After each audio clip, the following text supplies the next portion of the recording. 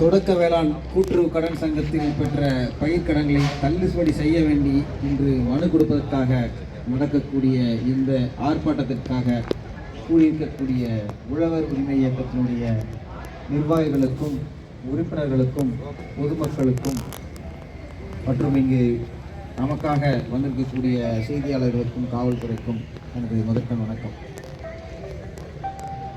இந்த 2026 தேர்தலுக்கு முன்பாகவே உழவர் உரிமை இயக்கத்தினுடைய கருத்துக்களை முழுமையாக பெற்று தமிழக வெற்றி கழகமானது தனது தேர்தல் அறிக்கையில் இந்த தேர்தல் அறிக்கையை குறிப்பிட்டார்கள்.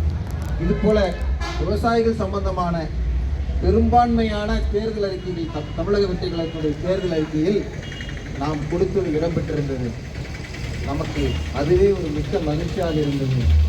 அந்த மகிழ்ச்சியின் அடிப்படையிலே விவசாயிகளுக்காக யோசிக்கக்கூடிய ஒரு அரசாங்கம் இருக்கிறது, அரசாங்கம் வரும் என்ற நோக்கத்தோடு தமிழக வெற்றி கழகத்தில் இணைந்து இந்த தேர்தலில் உழவர் உரிமை இயக்கம் போட்டியிட்டது.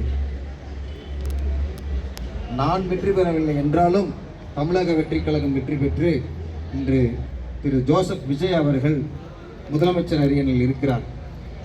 அவர் நம்மளுடைய கோரிக்கைகளை ஏற்கனவே ஏற்று தேர்தல் அறிக்கை கொடுத்ததுபடி செயல்படுத்த வேண்டும் என்று தொடர்ச்சியாக பல்வேறு விவசாய சங்கங்கள் போராடி கொண்டிருக்கும் பொழுதும் பரிசீலனை செய்ய வேண்டும் என்று தொடர்ச்சியாக அமைச்சர்களிடமும் மற்றவர்களிடம் தொடர்ந்து கோரிக்கைகள் வைத்திருந்தோம்.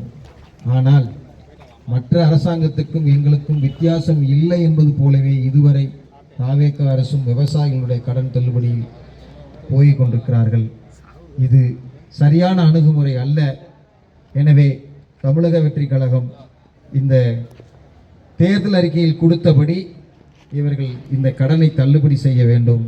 நீங்கள் தள்ளுபடி செய்யவில்லை என்றாலும் நாங்கள் யாரும் கடனை கட்டப்போவதில்லை என்பதை இந்த விவசாயிகள் உறுதியோடு இருக்க வேண்டும். இந்த வேளாண் சங்கத்தில் இருந்து கடன் சங்கத்தில் இருந்து உங்களுக்கு கடன் கட்ட சொல்லி நெருக்கடி கொடுத்தாலும் யாரும் கடன் கட்டக்கூடாது என்பதை நாம் தெளிவாக இருக்க வேண்டும். இனி இது விவசாயிகளுடைய காலம். விவசாயிகளுடைய கோரிக்கைகளை அனைத்து அரசும் கேட்கக்கூடிய சூழலை நாம் உருவாக்க வேண்டும் என்றால் நாம் அனைவரும் கட்சி சாதி மதம் கடந்து உழவர்கள் என்ற ஒற்றை அடையாளத்தில் நாம் ஒன்று சேர்ந்து நிற்க வேண்டும். இன்று இந்த சங்கத்தில் கூடியிருக்கக்கூடிய நபர்கள் வெறும் 500 நபர்களாக இருக்கிறீர்கள். சங்கத்துக்கு போகும்பொழுது 1000 2000 என்று கூட வேண்டும்.